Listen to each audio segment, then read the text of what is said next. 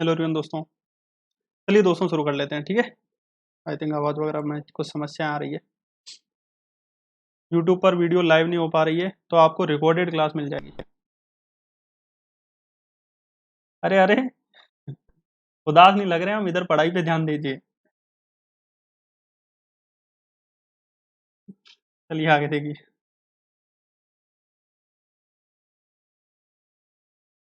बच्चे भी। चलिए दोस्तों, अपन ने पढ़ा था मध्य प्रदेश का पुनर्गठन। अपन क्या पढ़ रहे थे? मध्य प्रदेश का पुनर्गठन पढ़ रहे थे। बहुत सी चीजें अपन सबने मध्य प्रदेश के पुनर्गठन से संबंधित जानने का प्रयास किया था। हमने सबसे पहले जाना था क्या दोस्तों? सेंट्रल प्रोविंस की स्थापना, सीपी। सीपी सेंट्रल प्रोविंस की स्थापना कब हो गई थी? 2 नवंबर 1861 को हो गई थी। कब हो गई थी? 2 नवंबर 1861 को सेंट्रल प्रोविंस की स्थापना हो गई थी। और बरार की स्थापना 1936 ईस्वी में हो गई थी। और ये सेंट्रल प्रोविंस एंड बरार बन गया था। ये आप अच्छे से याद रखना, ठीक है। उसके बाद आप सभी को पता है part A, part B, part C और पार्ट डी, यानी part A B C D में बांट दिया गया था। ये आपको अच्छे से याद रखना है। साथ ही साथ आपको यह भी याद रखना है कि जब अपना भारत 15 अगस्त 1947 को आजाद हो चुका था, उस समय भारत के अंतिम वायसराय कौन हो जाएंगे? लॉर्ड माउंटबेटन हो जाएंगे। ये आप अच्छे से याद रखना। साथ ही साथ आपको याद रखना है part A B C D जो 4 व्यवस्था थी, इन व्यवस्था को चालू कर दिया गया था। क्यों? क्योंकि 552 से अधिक देशी रियासतें थी, 14 प्रांत हो जाएंगे, इनमें सही तरीके से व्यवस्था चलाने के लिए। तो part A, part B, part C और पार्ट डी हो जाएगा। पार्ट ए में ब्रिटिश प्रांतों को शामिल किया गया। पार्ट ए में किसको शामिल किया गया? ब्रिटिश प्रांतों को शामिल किया गया है, याद रखना। पार्ट बी में जो बड़ी बड़ी रियासतें थी, उनके आसपास जो छोटी रियासतें हैं, उनको शामिल किया गया। अपने भारत में किसको शामिल किया गया? मध्य प्रदेश में मध्य भारत को शामिल किया गया, ठीक है। पार्ट सी में विंध्य प्रदेश को शामिल किया गया, छोटी छोटी रियासतों को मिला के। और पार्ट डी में आपको याद रखना है भारत द्वारा अर्जित कोई क्षेत्र को शामिल किया गया, और उस समय अंडमान निकोबार हो जाएगा। ये आप अच्छे से याद, ठीक है। और उसके बाद देखिए दोस्तों, इतना आप सभी को याद रखना है। और उसके बाद आपको याद रखना है पार्ट ए के बारे में हमने पढ़ा था। पार्ट ए आपको इंपॉर्टेंट याद रखना है। Part A central province and Berar हो जाएगा। इसकी राजधानी क्या थी? सीपी बरार की राजधानी जो है वो नागपुर थी, जो कि पूरे मध्य प्रदेश की क्या हो जाएगी दोस्तों? राजधानी हो जाएगी। तो सीपी बरार की राजधानी क्या हो जाएगी? नागपुर हो जाएगी, जो कि पूरे मध्य प्रदेश की राजधानी हो जाएगी। ये आप अच्छे से याद रखना, ठीक है। और सेंट्रल प्रोविंस एंड बरार के पहले मुख्यमंत्री यदि आपसे क्वेश्चन पूछे तो कौन हो जाएंगे? पंडित रविशंकर शुक्ल हो जाएंगे, ठीक है। और ई राघवेंद्र राव क्या हो जाएंगे? पहले राज्यपाल हो जाएंगे। तो पहले मुख्यमंत्री पंडित रविशंकर शुक्ल हो जाएंगे, और पहले राज्यपाल जो है ई राघवेंद्र राव हो जाएंगे। 5 संभागों में 22 जिलों को बना के ये पूरा पार्ट है सेंट्रल प्रोविंस एंड बरार बन गया था। ये आप अच्छे से याद रखना। यहाँ तक अपन ने बेसिक बेसिक चीजें जान ली थी। अब इसके आगे कंटिन्यू करेंगे। तो कोई न्यू स्टूडेंट आया है तो यस लिख दीजिए, जो जो आज हमारी क्लास में पहली बार आए हैं। स्पीड से यस लिखिए, जो जो आज पहली बार आए हैं हमारी क्लास में।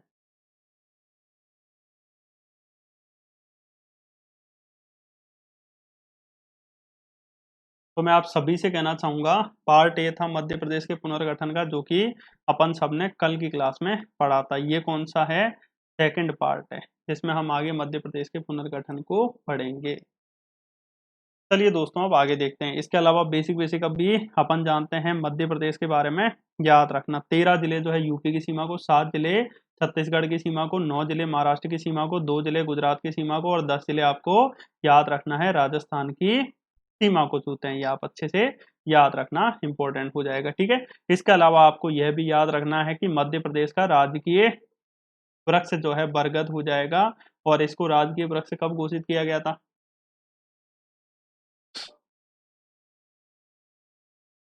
2 नवंबर 1981 को घोषित कर दिया गया था। मध्य प्रदेश की 25वीं वर्षगांठ पर घोषित कर दिया गया था। याद रखना 1 नवंबर को, सॉरी, ठीक है। तो 1981 में घोषित कर दिया गया था 25वीं वर्षगांठ। 25वीं वर्षगांठ मतलब 25 माइनस कर दोगे तो 1956 में अपना क्या बन गया था? मध्य प्रदेश बन गया था। ये आप अच्छे से याद रखना, इंपॉर्टेंट हो जाएगा, ठीक है। तो अभी 1956 तक अब अपन मध्य प्रदेश की स्थिति जानेंगे, अच्छे से देखना। और साथ ही साथ मैं आपको बता दूं, अनअकैडमी एमपीपीएससी की जो है व्यापम की सब्सक्रिप्शन की फीस बढ़ने वाली है। 2 साल की अभी फीस कितनी है, 7,500 है। तो ये हो सकती है कि 11 से 12,000 आपकी हो जाए। तो आप सब्सक्रिप्शन लेने की सोच रहे हो तो 3 से 4 दिन के अंदर अंदर कभी भी फीस बढ़ सकती है दोस्तों। तो सब्सक्रिप्शन ले लेना। सुविधाएं क्या है और फीस बढ़ने के बाद क्या सुविधाएं मिलेगी, बाई मंथली करंट अफेयर आपकी मैगजीन मिलेगी, प्रैक्टिस क्वेश्चंस मिलेंगे, फुल्ली प्रिपेयर्ड नोट्स हिंदी और इंग्लिश के मिल जाएंगे। ये आप देखिए दोस्तों, नहीं तो आप और कोई कोचिंग से लोगे तो 3,000 के आसपास मिलेंगे। ये पूरी सुविधाएं आपको मिल रही हैं। अभी आप ले लेते हो तो प्लस कोचिंग के अंदर जुड़ रहे हो, इस कोचिंग में ये भी सुविधाएं आपको सारी मिलेंगी यदि अभी जुड़ते हो। अभी आप जुड़ोगे, वहां पर रेफरल कोड का कहेगा तो रेफरल कोड डाल देना, सीधे आपको 10% छूट मिल जाएगी। ये रेफरल कोड स्टडी अप 7 ठीक है। और प्रमोद राणा आपको सर्च कर लेना है, फॉलो के बटन पे आपको क्लिक कर लेना है। जैसे ही आप फॉलो के बटन पे क्लिक करोगे मैसेज कर पाओगे। इसके अलावा प्लस फ्री कोर्सेज है, अबाउट फ्री कोर्सेज पे आपको क्लिक करना है, ये सारे होंगे। फिर नीचे फीड पे आपको ये सारी क्लासेस यहाँ पर देखने को मिल जाएगी, ये याद रखना, ठीक है। तो साथ ही साथ दोस्तों ये याद रखना, हरि सिंह राजपूत सर और हमारे साथ जो कैंडिड कन्वर्जेशंस होगी प्रमोद राणा एंड हरि सिंह राजपूत सर के साथ 7 PM 7 अक्टूबर को 2 क्लासेस होगी। इसमें एमपीपीएससी में कैसी क्या जर्नी रही, कैसे हम आए, कैसे टीचर बने, कैसे क्या सब कुछ ये जानने का प्रयास करेंगे। तो ये क्लास कब होगी, 7 अक्टूबर को शाम को 7 बजे। और ज्ञान संग्राम विद प्रमोद राणा एंड हरि सिंह राजपूत, यानी इसको इंग्लिश में क्या कहेंगे, नॉलेज फाइट, जो कि होगी 8 अक्टूबर को शाम को 7 बजे। तो शाम को 7 बजे 7 अक्टूबर और 8 अक्टूबर को हमारे और हरि सिंह राजपूत सर के साथ होगी नॉलेज फाइट। तो आप सभी जरूर आना, देखेंगे कौन जीतता है कौन हारता है। हाँ बिल्कुल वर्चुअल होगी, यहीं पर होगी। आपको एक तरफ मैं दिखूंगा, एक तरफ हरि सिंह सर दिखेंगे, ठीक है। और आप सभी जानते ही हो हम आपके साथ हैं। अरे साथ क्या है, जीतने में जितना मजा नहीं है जितना हारने में मजा है। नहीं, हम हारेंगे।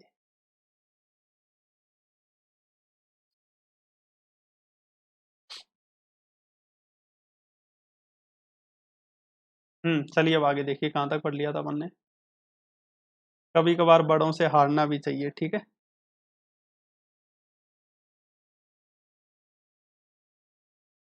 तो अपन ने यहाँ तक पढ़ लिया था। तो देखिए 1947 में राज्यों की जो श्रेणियां बनी थी वो याद रखना। इसमें part A central province and Berar हो जाएगा, ये याद रखना। पार्ट बी और छोटों से भी सर, ये हरि सिंह सर का बड़प्पन होगा, समझ रहे हो। तो देखिए ये पार्ट बी मध्य भारत का प्रांत हो जाएगा, ये याद रखना। पार्ट सी विंध्य प्रदेश और पार्ट सी भोपाल वाला भी हो जाएगा। तो चलिए अब आगे देखिए, इतना सभी को समझ में आ चुका था। तो देखिए सेंट्रल प्रोविंस एंड बरार यानी सीपी बरार, इसकी राजधानी नागपुर थी। मध्य प्रदेश के गठन से पहले यही पूरे मध्य प्रदेश की राजधानी हो जाएगी, ठीक है। और सेंट्रल प्रोविंस एंड बरार में कौन कौन से, विदर्भ वाला एरिया, महाकौशल वाला एरिया और छत्तीसगढ़ वाला एरिया, ये पूरा एरिया आ जाएगा किसके, सीपी बरार के अंडर आ जाएगा। और इसकी राजधानी नागपुर थी।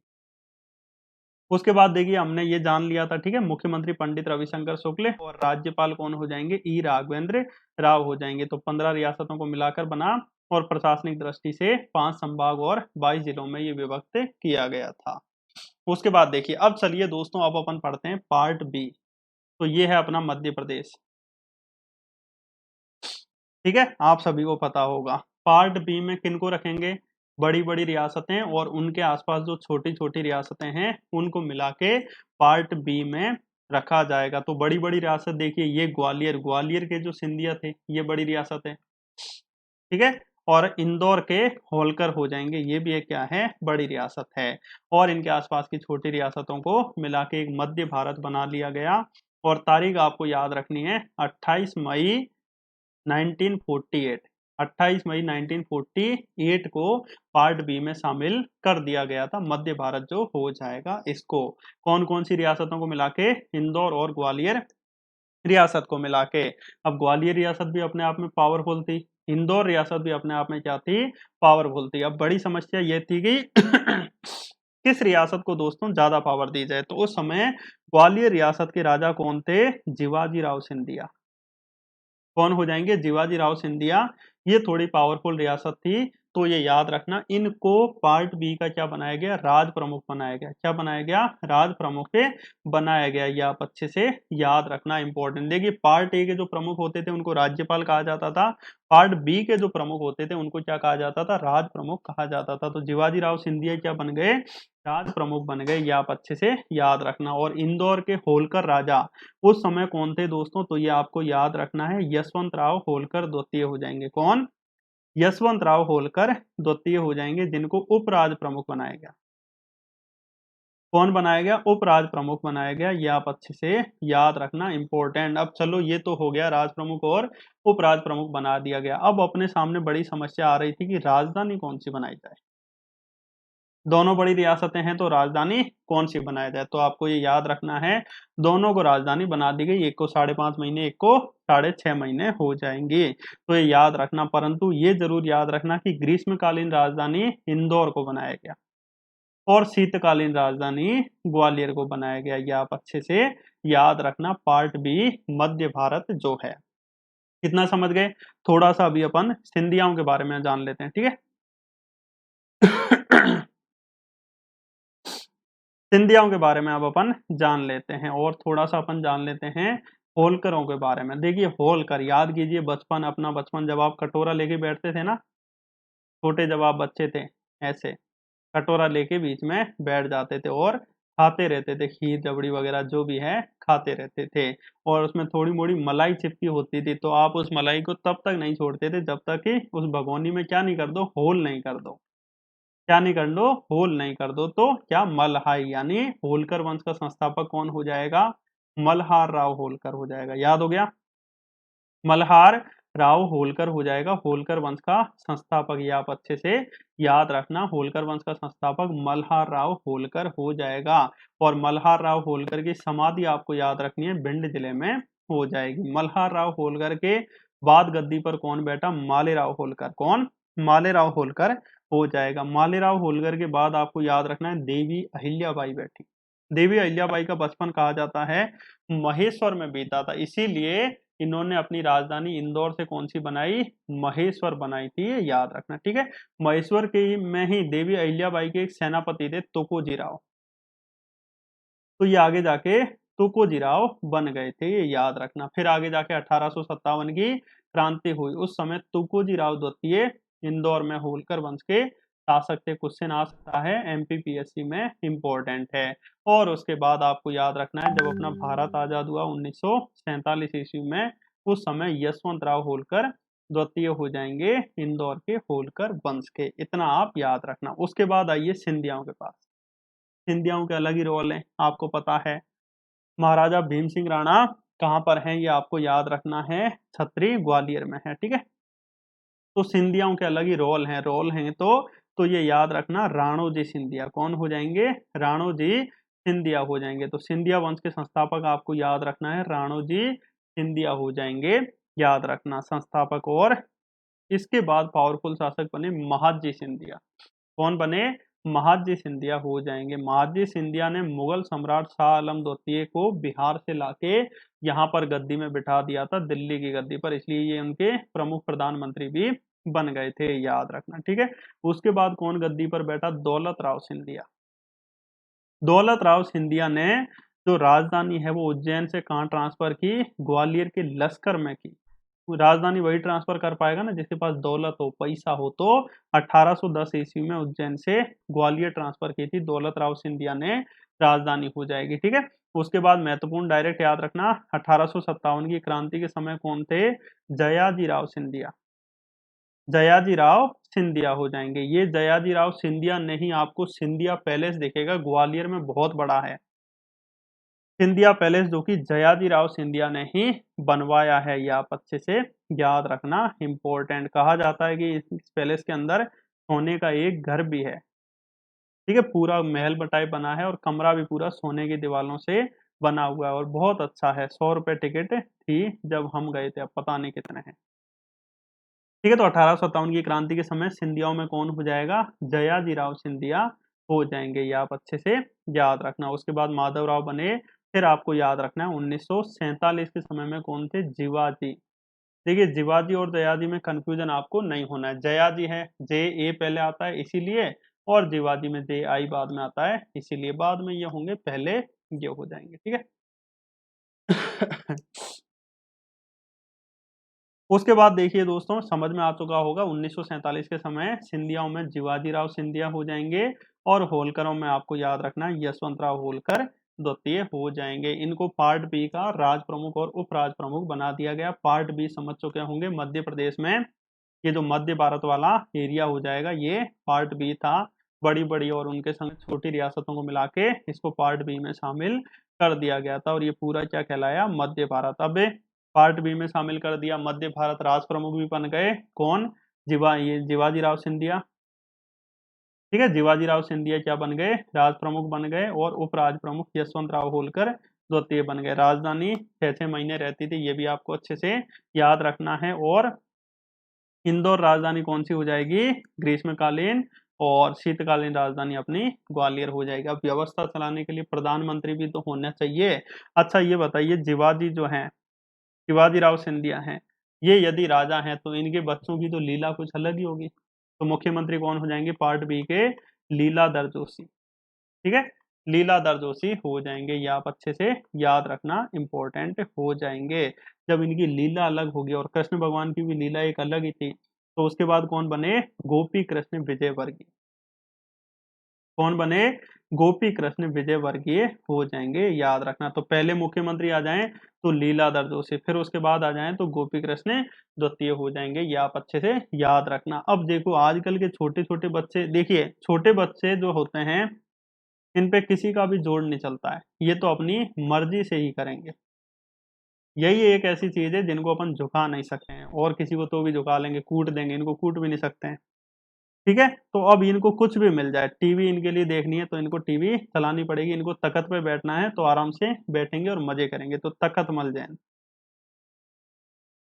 ठीक है, तख्त मल जैन हो जाएगा, ये याद रखना। अब इनको टाइम टाइम पे रोटी भी चाहिए, रोटी भी बिल्कुल टाइम पे चाहिए। ऐसा नहीं है कि थोड़ा और किसी के लिए लेट हो जाओ वो सब्र कर लेगा, ये सब्र भी नहीं करेंगे। ठीक है, तो इनको कुछ ना कुछ मीठा खिलाते ही रहना पड़ेगा। तो मिश्री लाल गंगवार, ये याद रखना। ठीक है, मिश्री लाल गंगवाल हो जाएंगे, ये मुख्यमंत्री थे जो लाइन से मैं बता रहा हूँ आपको।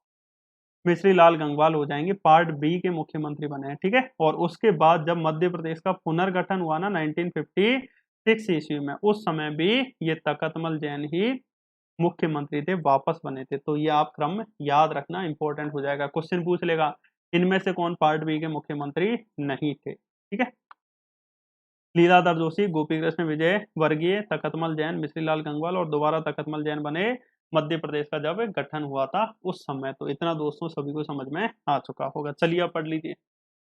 तो देखिए मध्य प्रदेश के पुनर्गठन में पार्ट बी जो कि मध्य भारत वाला एरिया था, ये देखिए ये मध्य भारत वाला एरिया हो जाएगा। राजधानी कौन सी हो जाएगी? इंदौर और ग्वालियर। इंदौर ग्रीष्मकालीन और ग्वालियर शीतकालीन हो जाएगी राजधानी, ये आप अच्छे से याद रखना। ठीक है।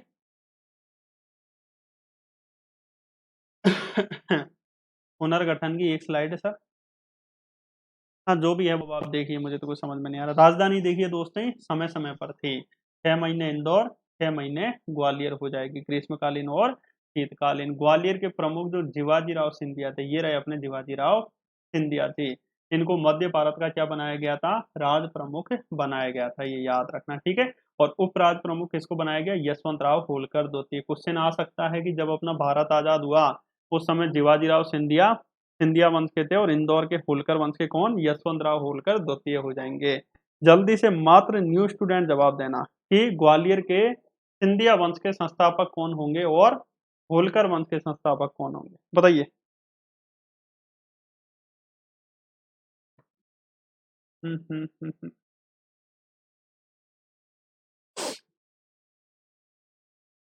बताइए बताइए बताइए दोस्तों, विजुअल कीजिए, प्रयास कीजिए। कोशिश करने वालों की कभी हार नहीं होती। कोशिश ही नहीं करोगे तो कैसे काम चलेगा?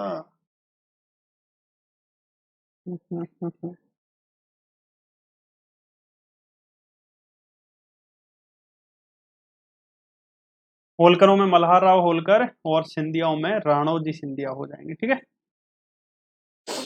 ये तो राज प्रमुख हो गए। अब मुख्यमंत्री देखिए कौन कौन होंगे। तो देखिए मुख्यमंत्री पार्ट बी के याद रखना। ठीक है, लीलाधर जोशी, लीला रहती है छोटे बच्चों की, वो गोपियों के संग में कृष्ण भगवान बन के भी खेलेंगे, तो गोपी कृष्ण विजय वर्गीय। फिर उनके लिए तकत भी चाहिए, तो तकतमल जैन। फिर इनको मिश्री भी खिलवानी है। तो प्रथम निर्वाचित, यानी उस समय निर्वाचन हो रहे थे 1952 के आसपास हो जाएगा, तो निर्वाचन शुरू हो चुके थे। सबसे पहले निर्वाचित मुख्यमंत्री पार्ट बी के पूछ ले तो मिश्री लाल गंगवाल हो जाएंगे। और 1956 में वो जब अपने मध्य प्रदेश का गठन हुआ उस समय तकतमल जैन मुख्यमंत्री हो जाएंगे। ठीक है, इतना आप सभी को समझ में आ चुका होगा। ठीक है, तो लीलाधर जोशी, गोपी कृष्ण विजयवर्गीय, तकतमल जैन, मिश्रीलाल गंगवाल और दोबारा तकतमल जैन। अब ऐसा कोई स्टूडेंट है जिसे ये याद नहीं हुआ हो?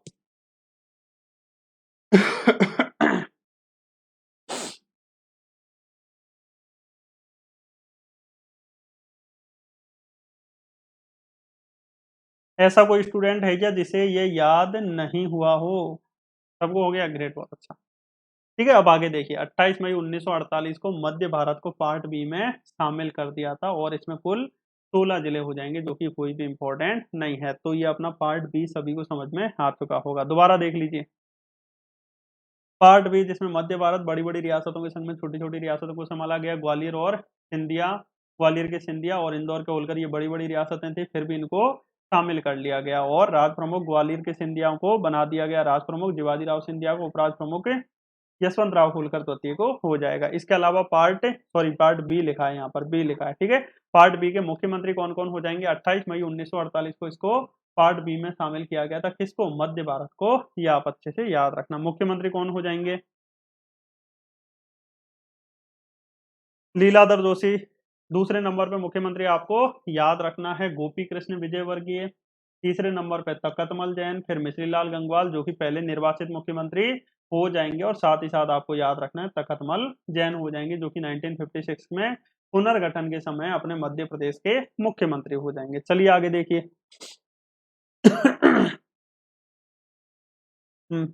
यहां तक सभी को समझ में आ चुका होगा। उसके बाद देखिए दोस्तों पार्ट सी, ये थोड़ा सा कठिन है, थोड़ा सा आपको कठिन लगेगा। पार्ट सी कौन सा है? ये मध्य प्रदेश मान लीजिए, ये विंध्य प्रदेश वाला एरिया है। पार्ट सी कौन सा है?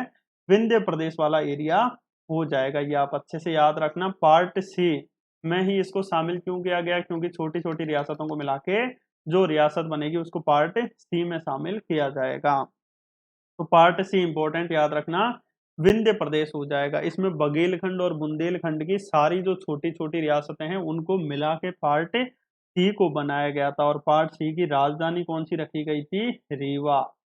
पार्ट सी की राजधानी कौन सी रखी गई थी? रीवा। मार्च 1948 में इसका गठन किया गया था, और पहले इसको पार्ट बी में शामिल किया गया था। ठीक है, 1 जनवरी 1950 को इसको पार्ट सी में शामिल किया गया था, विंध्य प्रदेश को। यह आप अच्छे से याद रखना।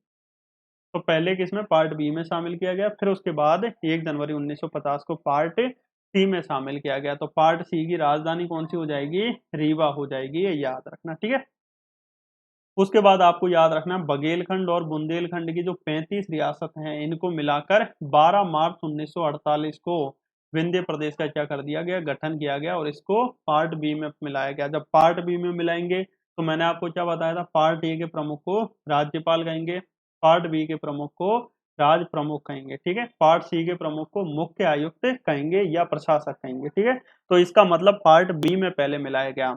और पार्ट बी के राज प्रमुख कौन थे? तो इंपॉर्टेंट याद रखना, मार्तंड देव हो जाएंगे, जो कि रीवा वाले एरिया के बघेलखंड के राजा हो जाएंगे। मार्तंड देव, इंपॉर्टेंट याद रखना। ठीक है, इन्हीं जो बघेलखंड रियासत है इनसे पहले आपको एक राजा पता होगा जिसका नाम है रीवा के राजा रामचंद्र देव। इन्हीं रामचंद्र देव के बारे में आपने सुना होगा कि इनके दरबार में रामातनु पांडे रहते थे। कौन रहते थे? रामातनु पांडे, जिनको अपन किस नाम से जानते हैं? तानसेन के नाम से जानते हैं, और जो अकबर के नवरत्नों में से एक हो जाएंगे। ये आप अच्छे से याद रखना। तानसेन का जन्म ग्वालियर के बेहट में हुआ है। तानसेन समारोह की शुरुआत 1980 में ग्वालियर के बेहट से होता है। तानसेन पुरस्कार मध्य प्रदेश सरकार द्वारा दिया जाने वाला राष्ट्रीय पुरस्कार है, जिसकी शुरुआत 1980-81 से हो गई थी। ठीक है, इतना आपको अच्छे से याद रखना है। तो यही मार्तंड देव अंतिम राजा भी हो जाएंगे बघेलखंड रियासत के, जो आगे जाके सांसद भी बन गए थे, ये याद रखना। ठीक है, और देखिए मार्तंड देव राज प्रमुख हो जाएंगे पार्ट सी के, और उप राज प्रमुख कौन हो गए? यादवेंद्र सिंह। यादवेंद्र सिंह पन्ना रियासत के राजा थे। तो जो पन्नों से ज्यादा पढ़ेगा उनको ज्यादा याद होगा, और जिनको ज्यादा याद होगा उनका एमपीपीएससी में सिलेक्शन होने की ज्यादा उम्मीद होगी। ठीक है, तो आराम से याद रह जाएगा। पन्ना के यादवेंद्र सिंह उपराज प्रमुख बनाए गए, जबकि राज प्रमुख कौन थे? रीवा के राजा मार्तंड देव हो जाएंगे। तो इतना सभी को समझ में आ चुका होगा। राज प्रमुख बने तो इसका मतलब पार्ट बी में शामिल था ये पहले। ठीक है, उसके बाद देखिए 1 जनवरी 1950 से पार्ट सी में शामिल किया गया, और पार्ट सी के प्रमुख को मुख्य आयुक्त या प्रशासक कहा जाता था। तो इन्होंने कही पार्ट सी सी यानी कैट, कैट यानी बिल्ली, उन्होंने कही चलो बिल्लियों के संग में खेल लो, उन्होंने कही नहीं नहीं बे, नहीं बे। ठीक है, नहीं बे बैनर्जी। तो N B Banerjee part C के मुख्य आयुक्त बन गए थे। ये आप अच्छे से याद रखना, इंपॉर्टेंट हो जाएगा। ठीक है, यहां तक सभी को समझ में आ चुका होगा। तो समझ में आ गया दोस्तों? हाँ, एन बी बैनर्जी हो जाएगा। समझिए दोस्तों, थोड़ा नहीं तो चीजें बहुत कॉम्प्लिकेटेड होंगी इस पार्ट सी वाली रियासत में। दोबारा मैं बता रहा हूँ, पार्ट सी जो कि विंध्य प्रदेश वाला एरिया था, बघेलखंड और बुंदेलखंड की 35 रियासतों को मिला के बनाया गया था। ये आप अच्छे से याद रखना। पहले पार्ट बी में इसको शामिल किया गया। पार्ट बी में शामिल किया गया तो राज प्रमुख कौन हो जाएंगे? मार्तंड देव। और उपराज प्रमुख कौन हो जाएंगे? यादवेंद्र सिंह हो जाएंगे। ठीक है, ये आप अच्छे से याद रखना। और इसी समय मुख्यमंत्री भी बना दिए गए। इसमें बुंदेलखंड और बघेलखंड के अलग अलग मुख्यमंत्री बनाए गए थे। ये आप अच्छे से याद रखना। तो राज प्रमुख मार्तंड देव, उपराज प्रमुख यादवेंद्र सिंह हो जाएंगे, जो कि पन्ना रियासत के राजा हो जाएंगे।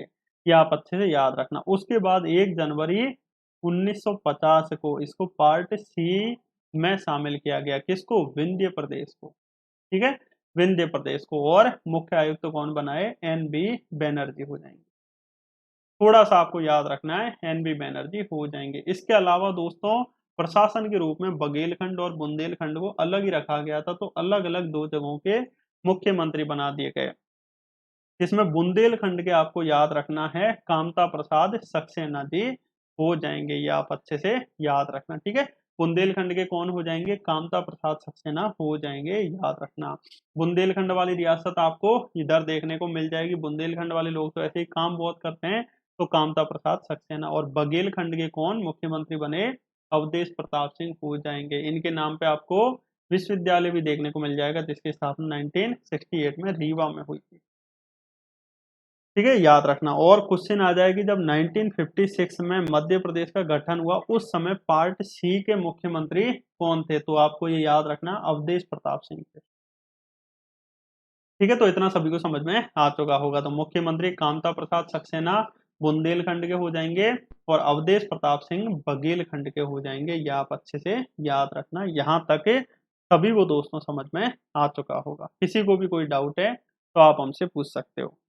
तो 1 जनवरी 1950 से मुख्य आयुक्त एन बी बैनर्जी, मुख्यमंत्री कामता प्रसाद सक्सेना बुंदेलखंड के जो थे, और अवधेश प्रताप सिंह बघेलखंड के मुख्यमंत्री हो जाएंगे। और प्रथम निर्वाचित मुख्यमंत्री पूछे, जो 1952 में निर्वाचन शुरू हो गया था, चुनाव हुआ था, तो चुनाव हुए थे तो पंडित शंभुनाथ शुक्ल हो जाएंगे। कौन? शंभुनाथ। जैसे शंभू का अपन ने नाम लिया और अपन चले गए दर्शन करने, और बीच में कौन आ गई? कैट यानी बिल्ली आ गई। CAT कैट, कैट यानी क्या आ गई? बिल्ली आ गई। ये आप अच्छे से याद रखना। तो पार्ट सी के ये निर्वाचित मुख्यमंत्री होंगे, इससे याद रहेगा। बहुत कॉम्प्लिकेटेड स्टोरी है दोस्तों, समझने में हो सकता है कि आपके कान में से धुआं निकल जाए, तो कान को बंद रखना, एक को दूसरे से सुनते जाना। ठीक है, तो प्रथम निर्वाचित मुख्यमंत्री 1952 में पंडित शंभुनाथ शुक्ल होंगे, जबकि इससे पहले मुख्यमंत्री अलग अलग थे, बघेलखंड और बुंदेलखंड रियासतों के। और उसके बाद जब 1956 में मध्य प्रदेश का गठन हुआ था उस समय आपको याद रखना है अवधेश प्रताप सिंह मुख्यमंत्री बन गए थे। ठीक है, इतना सभी को समझ में आ चुका होगा। हाँ, निकलने नहीं देना है। और राज्यों के पुनर्गठन के समय मुख्यमंत्री कौन बन गए? अवधेश प्रताप सिंह। बस इतना ही याद रखना है, झंझट खत्म। तो दोबारा देख लीजिए यदि आपको देखना है तो। विंध्य प्रदेश, हाँ, विंध्य प्रदेश में पार्ट सी वाला हिस्सा है, पहले इसको पार्ट बी में शामिल किया गया था, ठीक है। हाँ, इतना ही है इस पार्ट में, ठीक है। सभी के चुनाव पार्ट बी सी क्या सभी के चुनाव 1952 में ही हुए, भारत से शुरू, भारत के चुनाव पहले तो नहीं होते थे, नियुक्त होते थे डायरेक्ट, ठीक है। तो पहले पार्ट बी में था, जब पार्ट बी में है तो राज प्रमुख होगा। बघेलखंड और बुंदेलखंड की रियासतों को मिला के विंध्य प्रदेश की स्थापना की गई, 12 मार्च 1948 को हो जाएगी। राज प्रमुख इसको बनाया गया मातरंड देव, जो कि बघेलखंड के अंतिम राजा हो जाएंगे, ठीक है। ये सांसद भी रहे थे, रीवा के हो जाएंगे। और उपराज प्रमुख यादवेंद्र सिंह को बनाया गया, ये आप अच्छे से याद रखना। उस समय बुंदेलखंड और बघेलखंड के अलग अलग मुख्यमंत्री होते थे, तो बुंदेलखंड के कामता प्रसाद जी हो जाएंगे और बघेलखंड के अवधेश प्रताप सिंह हो जाएंगे। तो ये हो गए। 1 जनवरी 1950 को इनको पार्ट सी में शामिल किया गया, तो इंपॉर्टेंट याद रखना है, 1 जनवरी 1950 को मुख्य आयुक्त कौन बने? N B Banerjee. N B Banerjee बन गए। उसके बाद आपको याद रखना है, जब चुनाव हुए पहली बार तो पंडित शंभुनाथ शुक्ल जो हैं क्या बन जाएंगे 1952 में पहले निर्वाचित मुख्यमंत्री, और 1956 के समय मुख्यमंत्री अपने अवधेश प्रताप सिंह हो जाएंगे। ये आप अच्छे से याद रखना। चलो, जितना समझ में आया उतना याद रखना, कोई दिक्कत नहीं है। पार्ट बी के प्रमुख मुख्यमंत्री बता दीजिए सभी। पार्ट बी जो बॉल से खेलेगा उसके अलग ही लीला होगी।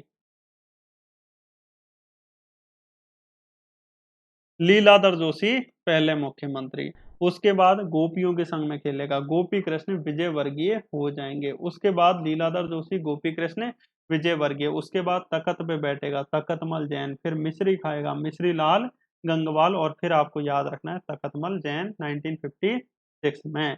जब निर्वाचन हुए सबसे पहले कौन चुने गए? मिश्री लाल गंगवाल। चलिए, कॉम्प्लिकेटेड है थोड़ी सी ये चीजें, इतनी कॉम्प्लिकेटेड आगे वाली नहीं होगी जब मध्य प्रदेश का अपन पूरा पुनर्गठन कर लेंगे,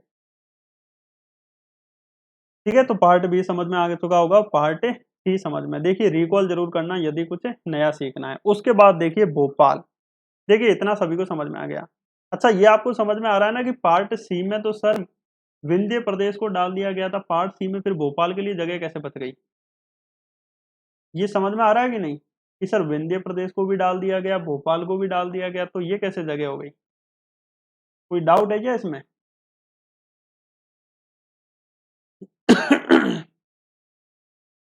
अरे डब्बा थोड़ी है ये, जो जगह नहीं होगी। ये संविधान में बात लिखी गई है कि पार्ट सी में उन रियासतों को मिलाएंगे जो छोटी छोटी रियासतें, समझ रहे हो ना? पार्ट सी में उनको मिलाएंगे जो छोटी छोटी रियासतें। ये मत सोचना कि पार्ट सी में अपना विंध्य प्रदेश ही है, पूरी भारत की जो छोटी छोटी रियासतें थी ना उसको पार्ट सी में शामिल किया गया।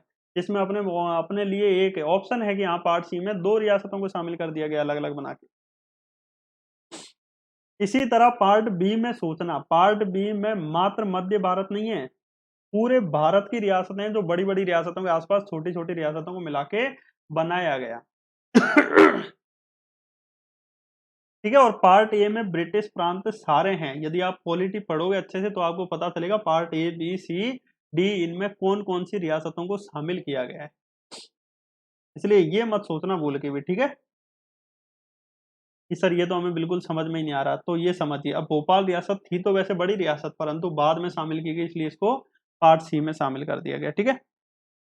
भोपाल, भोपाल के बारे में मैं आपको थोड़ा सा बता देता हूँ। भोपाल स्टेट, इसकी राजधानी भोपाल थी, इसको पार्ट सी में शामिल हुआ। ये था दोस्तों कि भोपाल के पहले नवाब, आप याद रखना, दोस्त मोहम्मद खान हो जाएंगे। भोपाल के पहले नवाब कौन हो जाएंगे? दोस्त मोहम्मद खान हो जाएंगे, याद रखना।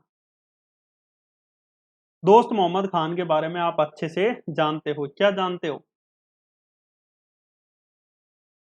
कि वो दोस्त होगा आपका जो भी होगा। तो दोस्त मोहम्मद खान के बारे में याद रखना, इन्होंने एशिया की सबसे छोटी मस्जिद 2.5 सीढ़ी मस्जिद बनवाई, चमन महल बनवाया, रानी महल बनाया, जगदीशपुर को राजधानी बनाया, और इसका नाम इस्लाम नगर रख दिया गया। दोस्त मोहम्मद खान के बाद आपको इसका लल्ला गद्दी पर बैठा, जिसका नाम क्या था?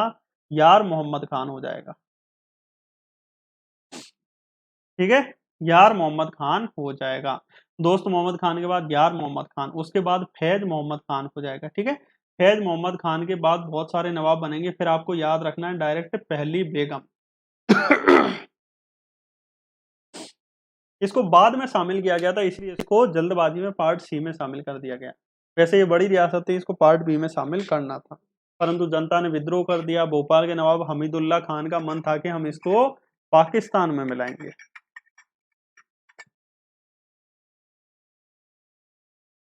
ये आनन फानन में इसको किया गया।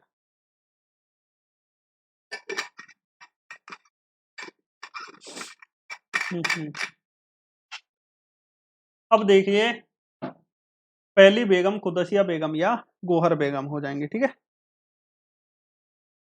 कुदसिया बेगम या गोहर बेगम हो जाएंगी। इन्होंने ही गोहर महल बनवाया था, याद रखना। इन्होंने ही जामा मस्जिद बनवाई थी, या मोती महल इन्होंने ही बनवाया था, या आप अच्छे से याद रखना। गोहर महल, मोती महल, जामा मस्जिद, ये सभी इन्होंने बनवाई थी, या आप अच्छे से याद रखना, इंपॉर्टेंट। शौकत महल भी हो जाएगा, ठीक है। इतना सभी को समझ में आ चुका होगा। कुदसिया बेगम के बाद आपको याद रखना है सिकंदर बेगम बनी, जो कि 1857 की क्रांति के समय थी। सिकंदर बेगम के बाद आपको याद रखना है शाहजहां बेगम।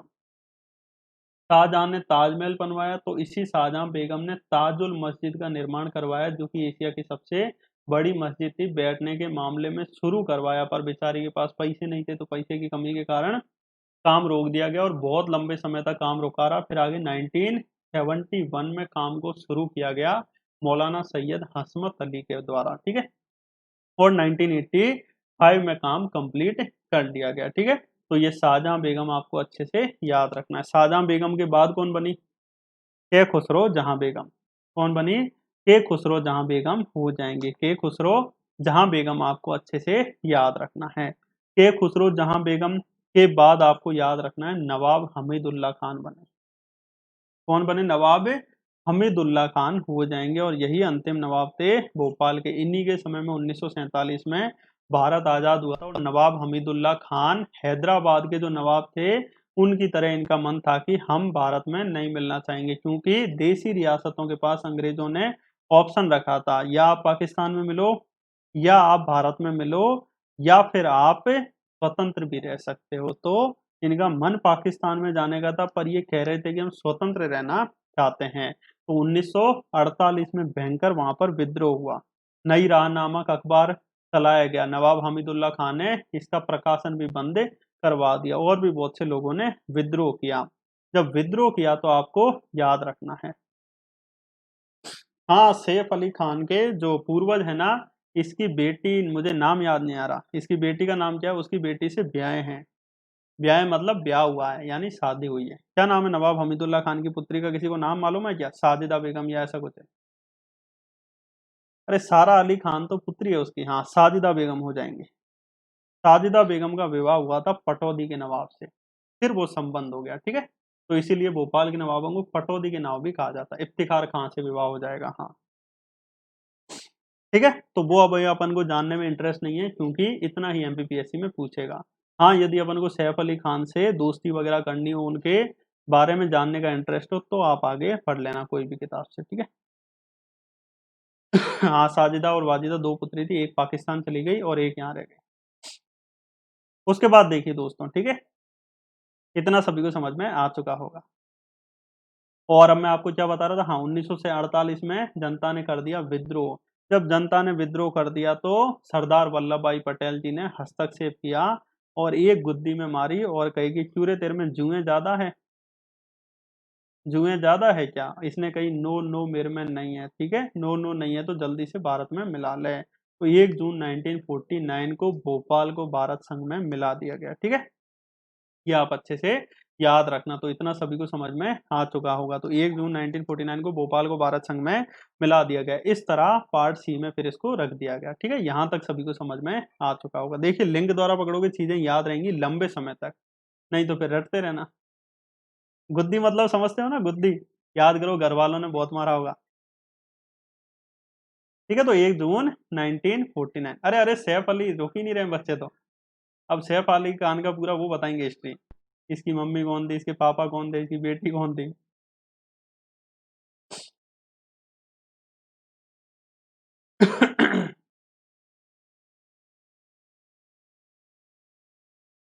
हाँ, भोपाल का जलियांवाला बाग कांड भी 1949 में ही हुआ था, ये याद रखना, ठीक है। तो इस तरह दोस्तों पार्ट ए बी सी मिल गए थे और पार्ट सी में भोपाल को रख दिया गया। उसके बाद देखिए, प्रारंभ में जो नवाब हमीदुल्ला खान थे, कौन? हमीदुल्ला, नवाब ने कही कि हम ही हैं जो होंगे, ने भारत संघ में विलय से इनकार कर दिया, ठीक है।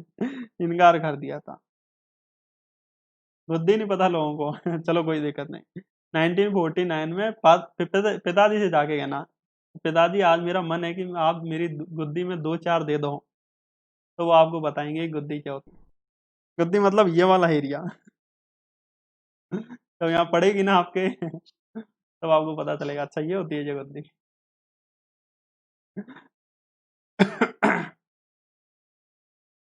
बहुत तेज लगता है, हाँ।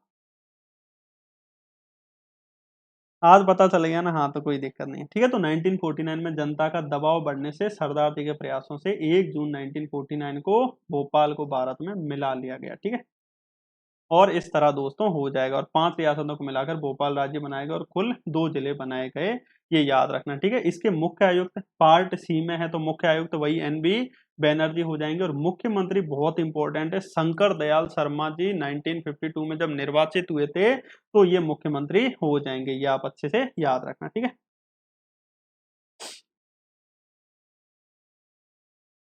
हाँ, तो कोई दिक्कत नहीं है, तो इतना सभी को समझ में आ चुका होगा। तो ये पार्ट ए बी सी और डी की रियासतें थी जो कि सभी को दोस्तों समझ में आ चुकी होंगी, ठीक है।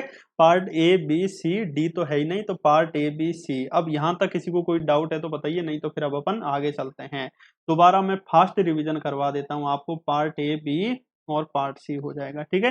Part A central province and Berar हो जाएगा, सीपी बरार में आपको याद रखना है मुख्यमंत्री रविशंकर शुक्ल और राज्यपाल ई राघवेंद्र राव हो जाएगा, ठीक है। ये आपको याद रखना, 5 संभागों और 22 जिलों में ये बांट दिया गया था। पार्ट बी में आपको याद रखना है मध्य भारत, मध्य भारत हो जाएगा, इधर ध्यान दीजिए सभी स्टूडेंट, मध्य भारत हो जाएगा। मध्य भारत के राज प्रमुख होंगे शिवाजी राव सिंधिया, उपराज प्रमुख आपको याद रखना है कौन हो जाएंगे? यशवंत राव होलकर द्वितीय हो जाएंगे, ये आप अच्छे से याद रखना, ठीक है। और मुख्यमंत्रियों की लिस्ट अपन देखें तो लीलाधर जोशी, गोपी कृष्ण विजयवर्गीय, तकतमल जैन, मिश्री लाल गंगवाल और दोबारा से तकतमल जैन। 28 मई 1948 को इसको पार्ट बी में शामिल कर दिया गया था, ये आप अच्छे से याद रखना। पार्ट सी आपको याद रखना है, पार्ट सी विंध्य प्रदेश वाला एरिया था, पहले पार्ट बी में शामिल किया गया, तो राज प्रमुख अपने मातरंड देव और उपराज प्रमुख यादवेंद्र सिंह हो जाएंगे, ठीक है।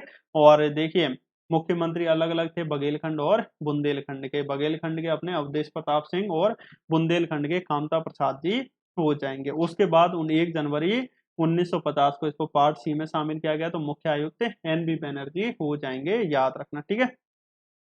प्रथम निर्वाचित मुख्यमंत्री पंडित शंभुनाथ शुक्ल हो जाएंगे, याद रखना। और आपको ये याद रखना है कि 1956 के समय यहाँ के मुख्यमंत्री कौन हो जाएंगे, तो ये आपको याद रखना है, अवधेश प्रताप सिंह हो जाएंगे।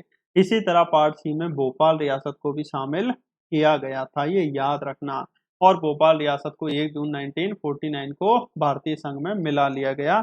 मुख्य आयुक्त एनबी मुखर्जी और शंकर दयाल शर्मा जी अपने निर्वाचित पहले मुख्यमंत्री हो जाएंगे। इतना आपको याद रखना, और इस चीज को समझ में स्टूडेंट्स के ये कभी भी नहीं आती है, जबरदस्ती अपन को रटना पड़ता था, रटेंगे रटेंगे, कुछ समझ में आना नहीं है इससे पहले की, तो ये मात्र घटना 1947 से 1956 तक थी। इतना आप पढ़ सकते हो, बेस्ट ऑप्शन है, और नहीं पढ़ सकते हो तो भी कोई दिक्कत नहीं है। क्वेश्चन यहाँ से बनेंगे 1-2, ये कंफर्म है, कोई ना कोई एग्जाम में, या पीएबी हो या एमपीपीएससी हो। चलिए अब आगे देखिए। ठीक है, तो अब देखिए, अब मैं आपको बता देता हूँ अनअकैडमी प्लस है। मैं आप सभी को बताना चाहूंगा कि एमपीपीएससी और व्यापम की फीस बढ़ने वाली है। फीस बढ़ने के साथ साथ क्वालिटी क्या मिलेगी? Monthly current affair, practice question, fully prepared आपको नोट्स मिलेंगे हिंदी और इंग्लिश के, जो आप 5,000 में बाहर कोचिंग में लोगे, नाम मात्र की फीस में यहाँ तैयारी तो कर सकोगे, वो भी मिलेंगे, ठीक है।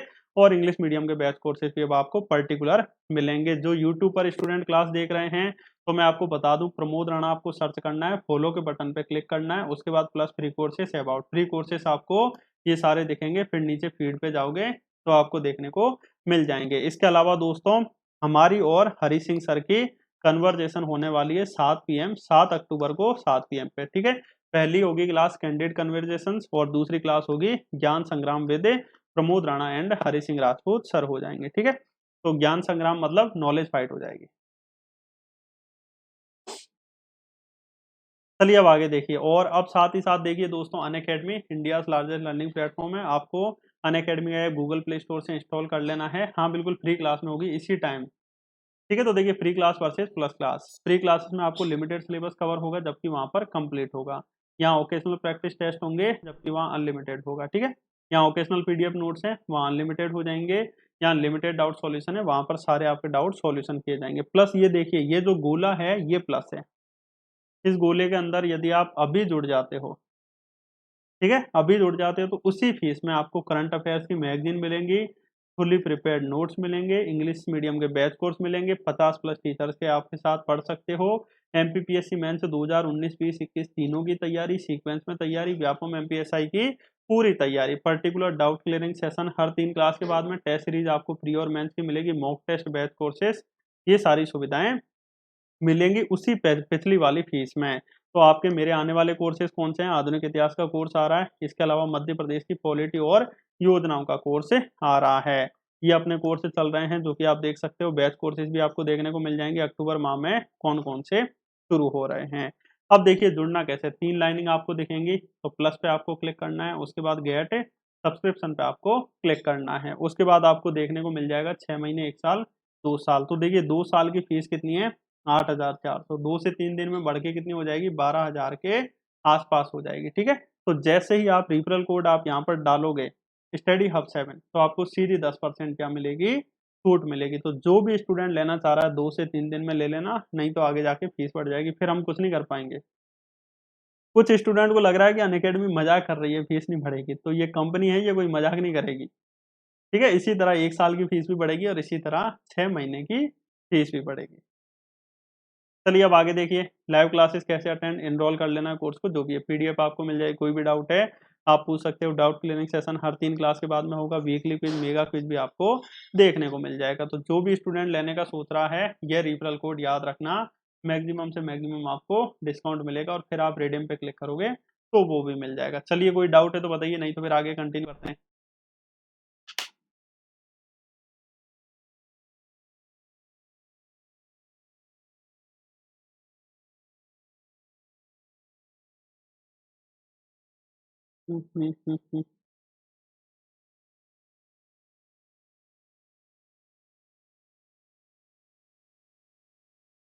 ताजुल मस्जिद, देखिए ताजुल मस्जिद का निर्माण शाहजहां बेगम ने शुरू करवाया, ठीक है। और अब देखिए मौलाना, मौलाना आप सभी को पता है सदा हंसते हैं। आप कहोगे देखो हमें तो मस्जिद बनवाओ, हमें हंसने से मतलब नहीं है, हमें दांत नहीं देखने, हमें मस्जिद देखनी है। तो आप क्या कहोगे? हंस मत, मस्जिद बना, ठीक है। तो मौलाना सैयद हंसमत अली ने 1985 में कंप्लीट करवाई, 1971 में शुरू करवाई। शुरू क्या, शुरू तो शाहजहां बेगम ने करवा दी थी, पर रुक गई, फिर दोबारा से 1985 में आपको याद रखना है कंप्लीट हो गई मौलाना सैयद हसमत अली के द्वारा। और बताइए किसी को कोई डाउट है, समस्या है? नहीं तो फिर आगे चलते हैं। चलिए आगे देखिए, ठीक है।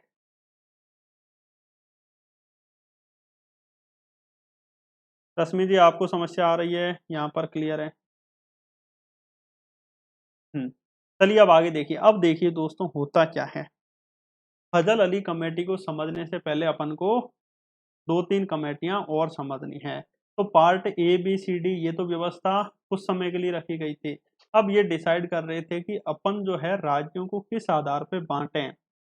सबसे पहले तो देखिए उद्देश्य ये था कि पूरा अपना संघ बनाया जाए। संघ बना लिया, 552 देशी रियासतें मान गई, 549 आराम से मान गई, 3 रियासतें मुश्किल से मानी, हैदराबाद हो जाएगी, ये याद रखना, जूनागढ़ हो जाएगी, कश्मीर हो जाएगी। हैदराबाद पे याद रखना दोस्तों, केंद्र सरकार ने सेना भेजी, वहां का नवाब मान नहीं रहा था, मान गया, ये याद रखना। जूनागढ़ में जनमत संग्रह के द्वारा माना गया, और कश्मीर आपको याद रखना है दोस्तों, विलय पत्र पर हस्ताक्षर करके माना गया था। इस तरह दोस्तों ये याद रखना, तीनों 552 देशी रियासतों को मिला लिया गया। उसके बाद देखिए आपको याद रखना है, अब ये डिसाइड हो रहा था, संघ अपना यूनियन बन चुका है। अपना संघ जो है वो आपको याद रखना है यूनियन है ना कि फेडरल है। ठीक है, अपना संघ क्या है, वो यूनियन है ना कि फेडरल है। यूनियन और फेडरल में क्या फर्क होता है, अमेरिका जो है फेडरल है, यानी सभी राज्यों को मिला के एक संघ बनना, और सभी राज्य अपने आप टूट भी सकते हैं, उसे कहते हैं फेडरल। यूनियन क्या होता है, अपने आप में पावरफुल, यानी कोई भी राज्य यदि चाहे तो वो केंद्र की अनुमति के बिना भारत से अलग नहीं हो सकता। जैसे ममता दीदी कितना भी प्रयास कर लें, बांग्लादेश की ममता दीदी वो किसी भी हालत में अलग नहीं हो सकती, जबकि केंद्र चाहेगा तभी हो सकती थी। इसीलिए हम कहते हैं अपने भारत को विनाशी राज्यों का अविनाशी संघ। यानी यदि राज्य चाहें कि हम विनाश करेंगे भारत का, हम टूटेंगे अलग है, तो विनाश करने से बचा कौन लेगा, संघ यानी यूनियन। तो इसीलिए हम विनाशी राज्यों का अविनाशी संघ कहते हैं। ये आप अच्छे से याद रखना, इंपॉर्टेंट हो जाएगा। ठीक है, इतना सभी को समझ में आ चुका होगा। उसके बाद अब चलिए राज्यों का पुनर्गठन। तो बहुत सारी कमेटियां बनाएंगी और डिसाइड किया गया किस आधार पर किया जाए। तो पहली कमेटी बनी थी एस के दर कमेटी। एस के दर कमेटी हो जाएगी, 1948 में बनी थी, 1948 में ही इसने अपनी रिपोर्ट दी थी। इस कमेटी का कहना ये था कि जो राज्य हैं इनका जो पुनर्गठन है वो किस आधार पर होना चाहिए, राज्यों का पुनर्गठन प्रशासनिक आधार पर होना चाहिए, कि जहां पर प्रशासनिक व्यवस्थाएं अच्छी है वहां पर उस आधार पर राज्यों का क्या हो जाएगा, पुनर्गठन हो जाएगा। चलिए, इसने अपनी रिपोर्ट दे दी। उसके बाद दूसरी कमेटी बनी जेबीपी कमेटी, 1948 में कमेटी बनी और 1949 में इसने अपनी रिपोर्ट दी। तो 1949 में रिपोर्ट देने के बाद ये कमेटी भी कह रही थी कि प्रशासनिक आधार पर राज्यों का पुनर्गठन होना चाहिए। तो चलिए दोस्तों, ये भी इसने भी अपनी रिपोर्ट दे दी। ठीक है।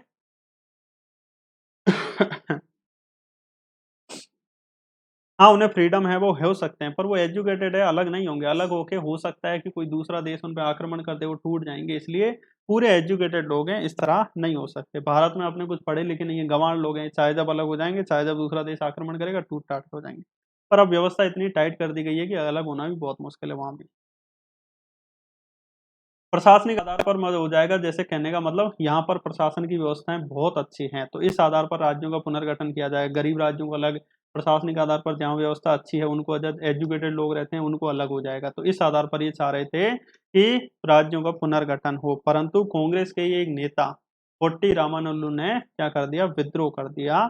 और ये याद रखना दोस्तों, विद्रोह बहुत भयंकर हुआ, कुछ दिनों बाद इनकी क्या हो गई, मृत्यु हो गई। तो ये याद रखना दोस्तों, क्या हो गई थी, भयंकर व्यवस्था बिगड़ने लग गई थी। जब भयंकर व्यवस्था बिगड़ने लग गई तो फिर दोस्तों आनन फानन में जो अपना आंध्र प्रदेश है इसको भाषा के आधार पर पहला राज्य बना दिया गया। तो क्वेश्चन आ सकता है कि सबसे पहला राज्य कौन बना, आंध्र प्रदेश हो जाएगा। ये आप अच्छे से याद रखना, इंपॉर्टेंट हो जाएगा। ठीक है, आंध्र प्रदेश पहला राज्य हो जाएगा जो कि भाषा के आधार पर बना था, 1953 में हो जाएगा। फिर उसके बाद एक कमेटी बनाई गई जिसका नाम क्या हो जाएगा, फजल अली कमेटी।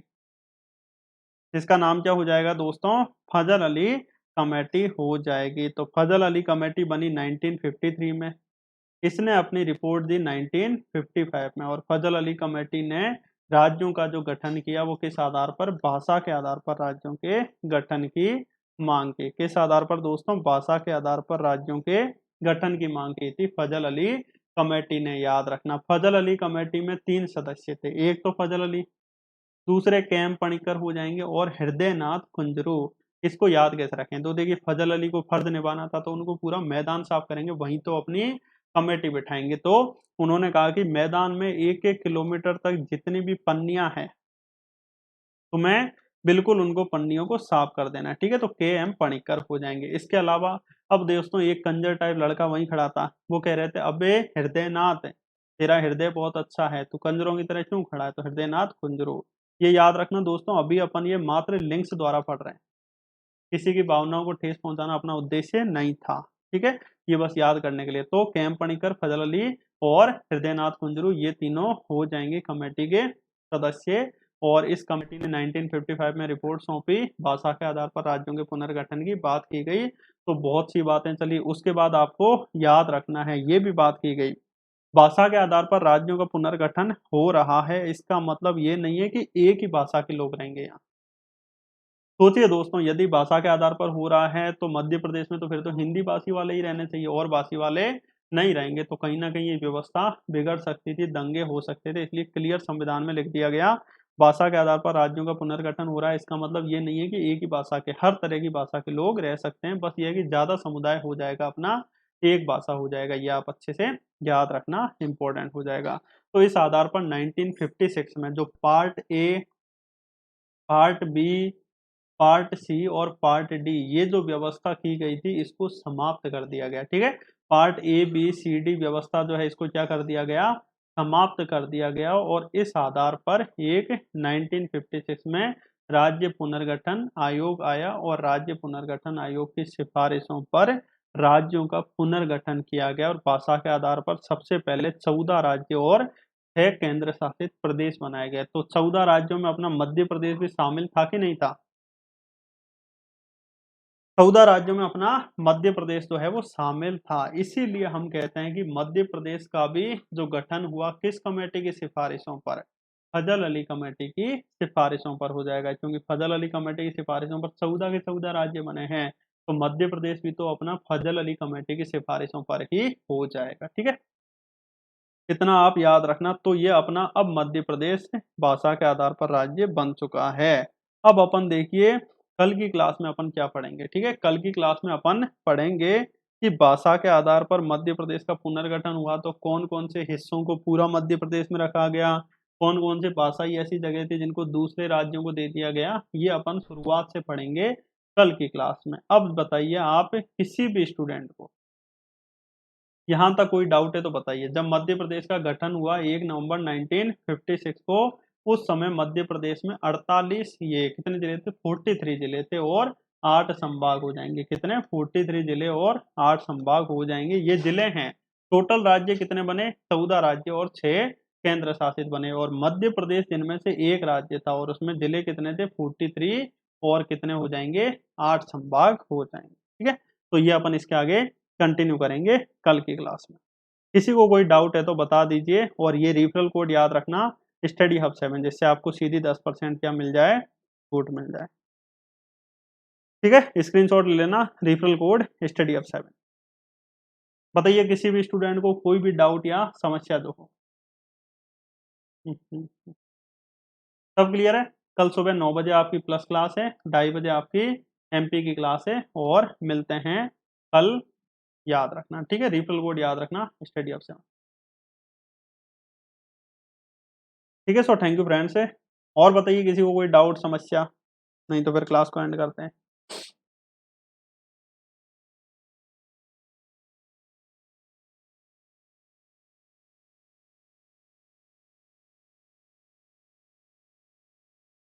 हाँ हाँ। चलिए फिर मिलते हैं। ठीक है, यहाँ तक सभी को सारे डाउट क्लियर हो चुके होंगे। सो थैंक यू फ्रेंड्स, जय हिंद जय भारत।